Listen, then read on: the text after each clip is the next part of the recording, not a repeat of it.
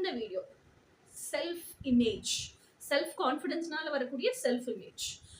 இப்போ 4-5 விஷயம் நம்ம வந்து நடத்திக்கிட்டோமா, அப்போ இது வரைக்கும் நம்ம என்ன நினைச்சிட்டு இருந்தோம், நம்ம ஏதோ ஒரு விஷயம் அடுத்தவங்க வேல்யூ பண்ற மாதிரி பண்ணுனாதான் நம்ம வர்த்தி பீஸ், அடுத்தவங்க அப்ரிஷியேட் பண்ற மாதிரி பண்ணாதான் வர்த்தி பீஸ், நம்ம பீப்புள் ப்ளீசிங் பண்ணி நம்ம கூட இருக்கிறவங்களை எல்லாம் இம்ப்ரெஸ் பண்ற மாதிரி ஏதோ ஒரு விஷயம் பண்ணிட்டோம், அவங்க சூப்பர்னு சொன்னாதான் நான் வந்து சூப்பர் அப்படின்னு நீங்க உங்களையே நீங்க வச்சிருந்தீங்கல்ல, வேல்யூ பண்ணிட்டு இருந்தீங்கல்ல, இப்ப அதெல்லாம் போய் நான் கடவுள்கிட்ட ஆத்மார்த்தமா இருந்ததுனால அந்த கடவுளே எனக்குள்ளதான் இருக்கிறாரு, என்னோட இறைசாட்சிக்கிட்டையும் மனசாட்சிக்கிட்டையும் நான் ஆத்மார்த்தமா உண்மையா இருந்ததுனாலே நான் கேட்கறதெல்லாம் நடக்குது அப்படிங்கிற ஒரு கான்ஃபிடன்ஸ், அதுல நான் ஒர்த்தி இனஃப் தாங்கிற உங்களோட ஐம் செல்ஃப் ஒர்த் இனஃப் அப்படிங்கிற அந்த ஆழமான நம்பிக்கை, அதுக்கு அடுத்து செல்ஃப் வேல்யூ, நீங்களே உங்களை வேல்யூ பண்ணிக்கிற விதம், அதை நீங்களே உங்களை போர்ட்ரே பண்ணிக்கிற விதம், சமூகத்துக்கு முன்னாடி சமூகம் உங்களை ரெகனைஸ் பண்றதுதான் செல்ஃப் எஸ்டீம்.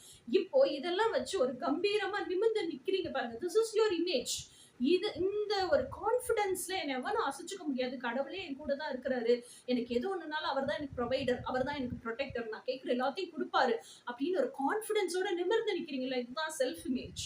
இந்த செல்ஃப் இமேஜே தான் ஊரு ரெகனைஸ் பண்ணும்போது ஒரு செல்ஃப் எஸ்டீம் வருது இல்லை, அந்த செல்ஃப் எஸ்டீமோட சேர்ந்து இந்த self esteem becomes your social image. ஓகேயா? ஸோ இதுதான் self image projected as social image.